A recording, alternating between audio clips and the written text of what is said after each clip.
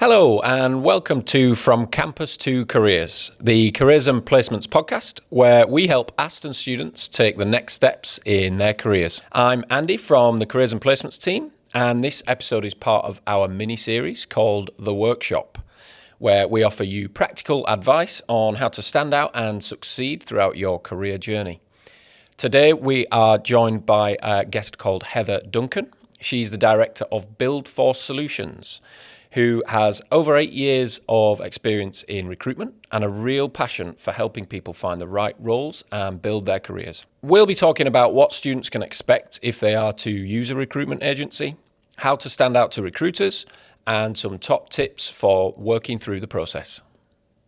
So thank you so much for joining us, Heather. To start off, could you tell us a little bit about BuildForce Solutions and the kind of work your agency does? So I've started BuildForce Solutions roughly about 18 months ago. Been in recruitment for nearly 10 years. And we do construction recruitment. So I personally would look after white collar roles. So anything to do with like graduates, site managers, quantity surveyors, project managers, operations managers. But we also do trades and labour as well. So we do permanent and freelance placements. And that's what we look after. Great. Okay. So for any students or graduates who are maybe not too familiar with like working with a recruitment agency, what would you say the main benefits of working with agencies might be? So the benefit would be that we have got the roles on already and we have the client contacts. Like the main thing for them is they're trying to get into a job, and it's very hard to do that when you're applying online on a website to a construction company, for example. You could be part of 200 applicants. How are you going to stand out? If you have that connection with a recruiter and they genuinely believe in you,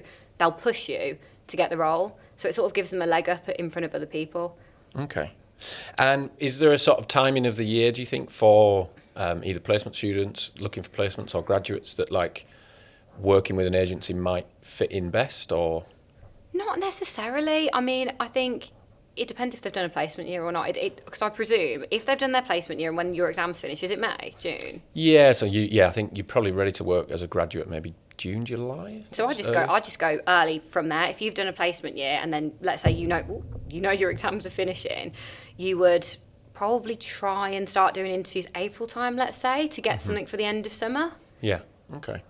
And you touched upon there like doing a placement year. Do you work with students then who've done a placement year? Do you see the benefits of that? For me, shall I just go straight into this? Yeah, go for it. Okay, so if I put a graduate placement on, or if I put a graduate job online and I get genuinely, I'm talking, I've had up to 200 applicants before. The CVs that really stand out to me are people who have done work experience or they've done a sandwich placement. So if you're debating whether to do one, 100% do a placement in industry because it makes all the difference. When you're coming up against all of these people, it's what you've actually done. Even if you don't do a placement year and you've just done 6 weeks over the summer with a relevant company, it's worth it 1,000,000%. And I'm not saying working in a bar. I'm saying if you've gone and found a construction company, if it's construction, you've knocked on the door and you've done a 6-week placement as a labourer even, it just means that you've had that tenacity and like you've gone to do it. 100%, it's a massive thing. Cool. And you mentioned there about like doing the placement itself, but what about like, are there any specific tips on if you are on that placement or are you getting that experience, what to do to sort of maximise that as well? So I think it depends if you're doing a specific degree. So for me, if you're doing a construction management degree and you go into a placement, oftentimes they'll actually let you go around and look at quantity surveying, engineering, construction management, and you'll get a feel for what you like. And you might actually think, you know what, I'm more suited to, I've done a QS degree, but I'm more suited to construction management. That's fine because it's, when you come out of your degree, it's like transferable skills.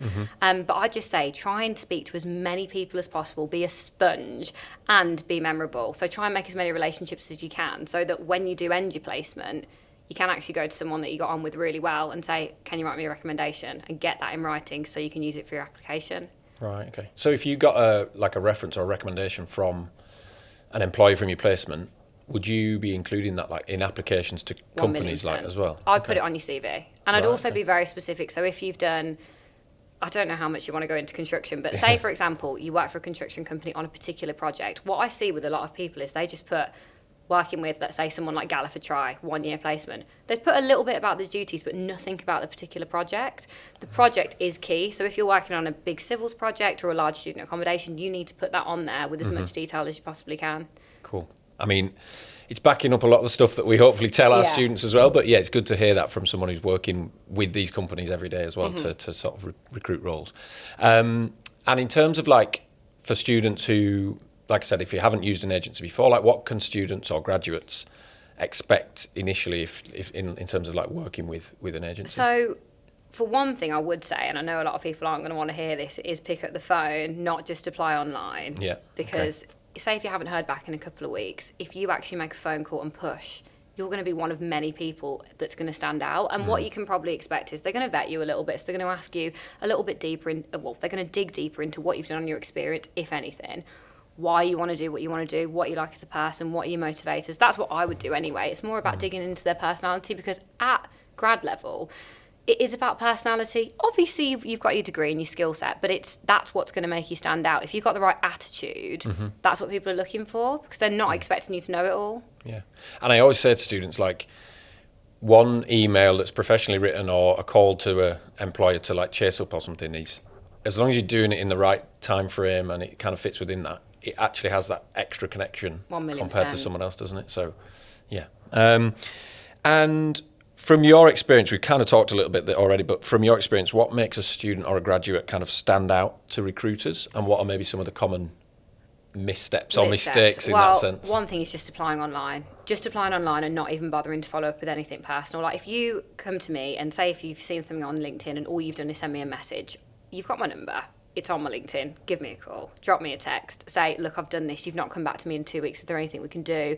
Just to be a little bit more, you really want it, because the amount of people, I think, that just, they'll put a CV into ChatGPT, and I know we will probably touch on this with AI. For me, it's very obvious when that is the case. And I don't think AI is bad in any way, shape or form. I think it does really help. But what I do find with it is it's extremely repetitive, and you can really tell that someone just plugged something in there. It's not genuine. Yep. So when you are doing your CV, yes, you can get AI to maybe make it sound a bit more professional, but do actually add some things in that are a little bit unique to your experience, rather than just, the general things that you think people are going to look for. And I think it is about attitude and coming in with, like, for example, a real red flag for me would be if someone rings me up and all they're asking about is the money.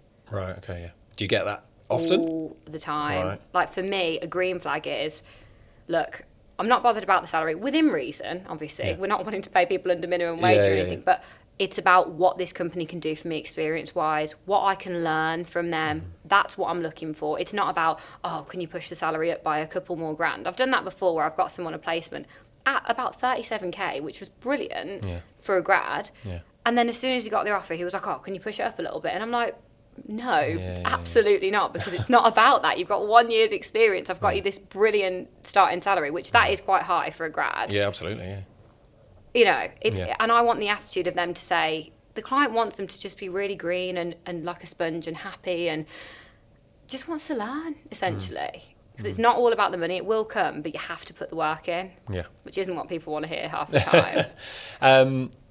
And since you mentioned it already, kind of a topic that we're going to inevitably talk about, like, are you seeing then an increase, would you say, over recent months, years of like what you feel are AI generated kind of applications and stuff? Yeah, absolutely. Okay. And I think it's really obvious in the emails as well. The telltale sign for me is that large dash that they do. It's like a double dash. Yeah. Delete it out if you're going to use it. Or the font as well, if it's the Aptos. Gosh. Yeah. And you're like, come on, But with them, we have seen a massive increase in that. And I don't think it's a bad thing. Like I say, I do use it sometimes in my job. So I think it's really good for administrative tasks, or if you want to, like, let's say you write an email and it's a good email, but you think, I want to make it sound better, and you plug it in and you say, look, I've written this email, make it sound better. Within reason, that is good. I find for me, where it comes up short is, say if I put someone's CV into ChatGPT and said, write a client spec email with this CV on, it just regurgitates the same stuff, that it's no individuality about it. So, yeah.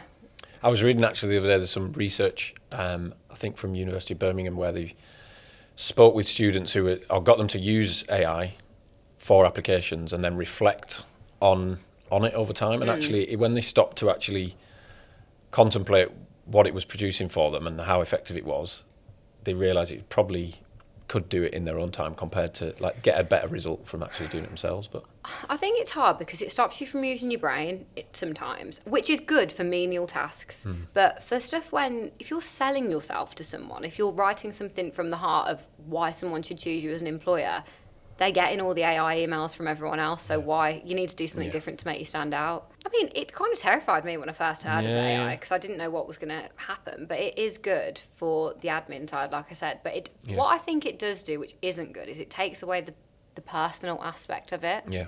So for me, and this isn't really relevant to what we're saying, but it's never going to know that so-and-so worked with so-and-so 10 years ago. Like, that is my job. It's to know the market inside out, to say, oh, you worked with this person 5 years ago, would you work with them again? And it's the same thing with the grads, though, with the placements. It's making yourself memorable, so they're going to remember that they want to have you back. Yeah. And when you said about using it in your work, what kind, and like menial tasks and things, how do you find that in terms of like what do you use it for in actual working capacity? Like I said, like spec emails to clients. So you'll put a CV in, but so tell us what that is for a spec email to a client. I know from my time in recruitment. Yeah, you know. So essentially, if a client says, "Look, I want a project manager," you'll get the CV, but you're not just going to attach the CV and say, "Have a look at this guy." If they do that, they're not doing the job properly. So you need to really write about the person. You want to write about, for me anyway, because I really get into it. So what their family life's like, what their ambitions are, why they want to move, why they're not happy where they are, what they've done in the past, where maybe I like to do pros and cons, mostly pros, I'll be honest with you. But if there is something where they might fall short of, or personality, I will mention it in there and say they're a bit of an introvert, but don't be put off by that because this is what they've done. Do you know, that sort of thing. And then say if I write an email, I use it for email, so I'll write an email like that, and then I'll say, make it sound more professional or something like that. And then in that process, so obviously you have, again, coming back to actually how students or people might work with agencies, you've obviously got an agreement from meeting them initially. Yeah. That you can send their CV for things. Would you tell them about everything you're going to send them about, or how does that work? So it would depend what I've got on. I would normally put an advert out or talk to them about a specific opportunity, because depending on what the person's like or what they've done. So if the person's done a sandwich placement with a civils company, I'll probably send them to civils clients. Yeah. If they've done a placement with a construction company, I'll send them to construction clients. But as I said, definitely they need to look into the companies themselves and apply direct. And I know that no one wants to do this, but call. It makes you stand out so much these days because everyone just wants to do everything on email. Yeah. And if you say you send that spec application or spec email with a few CVs in it, and the company wants to potentially interview or whatever, is that then your job to speak to that person first to set that up, or will they hear directly from them? No. So it will be me who does everything. So say if a client says, "Look, I want to see John Smith," as we always say, John Smith. Or Joe Bloggs. Joe Bloggs, for this. I will then call the candidate and I'll prep them within an inch of their life, especially for a grad interview of like what they need to be doing. There's not too much to say, but it's for the grads, it's all about the attitude. Like, don't go in there and ask what you're going to get paid. Red flag. I know they want to get a decent salary, but I wouldn't put them forward if it was going to be anything under, let's say, 30k. Yeah. But if they're going in thinking they're going to be getting paid 45 grand, which sometimes happens, it's just unrealistic. And the other thing is, I think it's absolutely brilliant to be ambitious, because you do want to progress and you want to go up the tree and you want to go up the ladder, and that is amazing. But don't run before you can walk. Like, being humble is a massive thing as well. If you're with the right company, they will progress you. I mean, I had something the other day where there was a grad who had gone through, I'm not going to say who the company is, but he'd gone with a particular company. He'd been there for about 4 years and they'd completely undervalued him. Right. They're paying him 26k. Wow. He was about my age, so around 27. And he'd asked for a pay rise and they hadn't really done it. They'd almost overlooked him because he'd been there for such a long time. He did a degree apprenticeship with them, so he started when he was younger and then went through. And that's when you should be asking for something different, and that's when a move would be appropriate at that age and that level, because you've put the work in, you've done your degree apprenticeship with someone, or you've done a degree with them, and they're not valuing you. But if you've been somewhere, so for example, there's another guy I speak to, he's 25, he's on about 55k, and he thinks it's not enough. And I'm there like, this is brilliant for your age, stick with it, you're going to get more money in the long run, but it's all about experience. And they think, I want to be a senior site manager or a project manager. There's a lot of responsibility that comes with that. It's a lot of liability. And if you've got a couple of years experience, you're never going to be at that. It's not to put you down in your ambitions. It's just, you don't know it all. And I think it's important to know that you don't know it all. And yeah, like I said, be humble, want to learn stuff, but. Yeah. And then, so you're ringing up those applicants to sort of prep them for an interview. What would your sort of top tips going into an interview be, do you think? Eye contact is a big one. Yeah. Don't look down at the floor. And just, you're going to be nervous because it's an interview. So, I mean, I was nervous coming on this podcast today. Have I got sweaty palms? Yeah. Am I a little bit? But I think it's all about showing a bit of your personality, for one. Make yourself memorable. Make it like just think they're a normal person. Think about your parents. Can you have a conversation with your parents or your parents' friend? Yes, you can. Eye contact. Just try and be as confident as you can. Not cocky, but just assured. And the other thing is, if they ask you a question that you don't know the answer to, don't just say something that's just actually, if you really don't know the answer, just say, I'm not really sure about that. Can you expand on that? Can you explain what you actually mean? Rather than just trying to say something and rush it. Yeah. Try and slow things down. And I would always say to our students anyway, like, if you don't know the answer to something, at least tell them how you're interested in finding out the answer. Absolutely. Or like how you would go about finding out an answer if you, 1,000,000%. And they'll like that. Yeah. Or ask them why. The more an interview can just be a conversation. Absolutely. The better off you. Curiosity as well is a big one. Be curious about things. Like, ask them a few questions about the company and just try and get your personality out there a little bit. You want to be memorable, don't you? Rather than just like robotic. It's not. Yeah. I find that a tricky balance of like, you want to ask questions about the company, but at the same time you're expected to have done research about the company. So like what? But you could put that into it. So you could be like, I've seen online that you've done this project. I know it's construction, but this is my thing. So you could have a look and they might ask you a question and go, oh, that must be related to the project that you did in Manchester, which was a big bridge or a big student accommodation that I've seen online. Tell me more about that. Yeah. Like that you can do things like that, just thinking outside the box rather than just, what do you know about the company? And then going, no, that's not ideal. But they also know that you're not expected to know everything at that point, which is why I'm saying more about personality and ambition and enthusiasm, because you want to come across almost like a little golden retriever energy. People will get that from this. But, you know, that's what you want to be, golden retriever energy, but has a bit about them and has that confidence, but wants to learn rather than just, well, what can you do for me? What can I get? It's not about that. Yeah.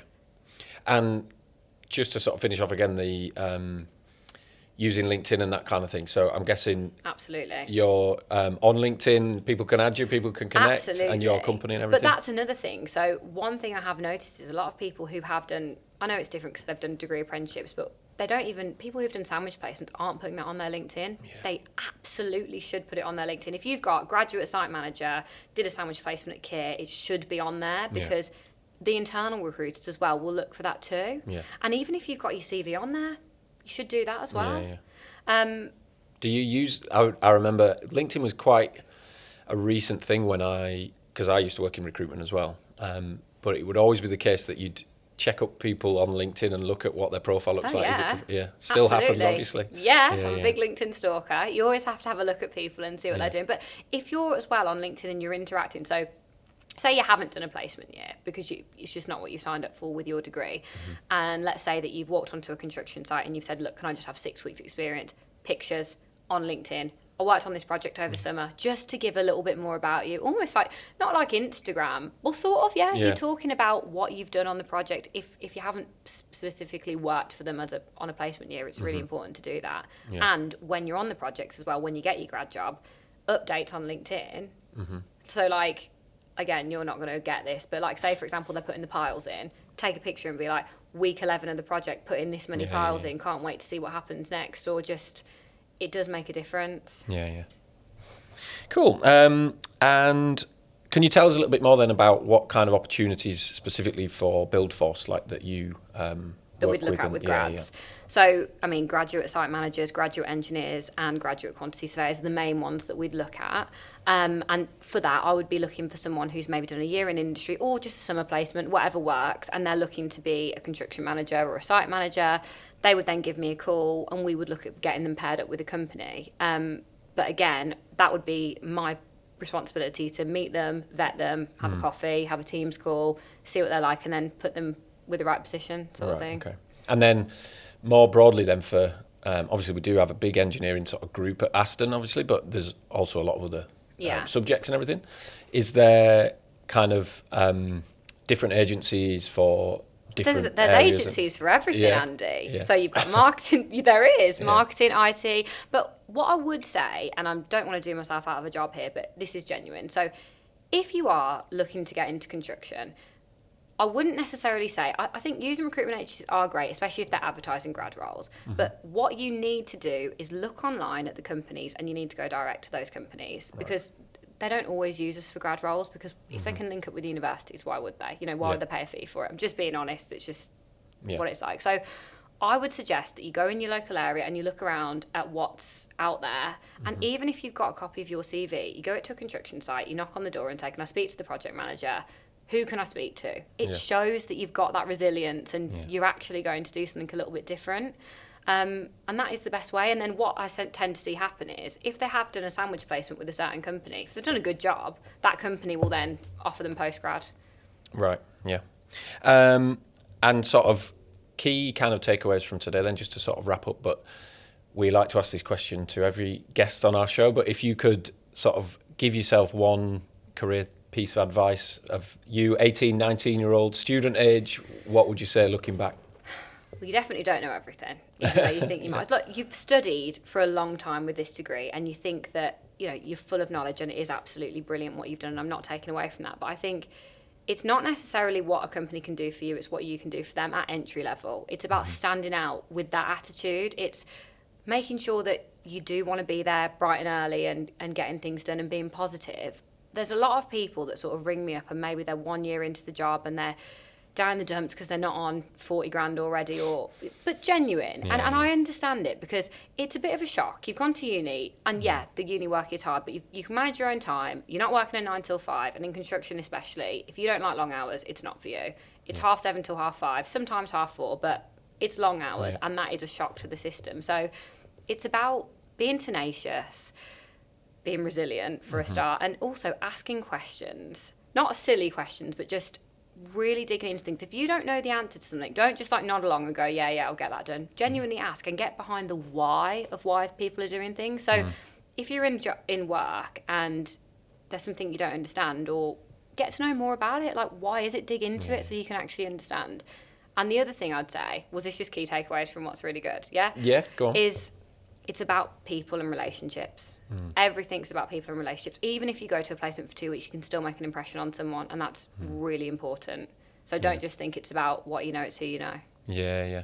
And I think we say a lot to the students who are actually going out on placements as well, to do that during that time. Yeah. And the amount of sort of improvement you see from students who come back into their final year and take that work ethic into final year. A work ethic is everything. Really helps as well. Well, fantastic. It was absolutely lovely to speak to you today. Thank you for joining us, Heather, and all the best for the continuation of your company. And can I plug myself quickly? Yes, please do before we leave. So, one thing I was going to say was, within BuildForce, I am actually looking for a grad. Wow, okay, yeah. So I know no one does a recruitment degree, but anyone who is chatty, tenacious and resilient, who really wants to get into sales or likes people and is that kind of person, I am looking for someone. So please get in touch on LinkedIn. Great, fantastic. And is there any, would you have specific degrees in mind you need to look at? No, it's very people oriented. It's got to be the right sort of person, because it's a really hard industry to work in. It's got a massive chance. Low boundary to get in because you don't need a degree, but the majority of the people don't stay in it. You sort of do it for a year and then think, I'm going to move on. You've got to really dig in. Fantastic. Great. Would you even take on a placement student in that sense?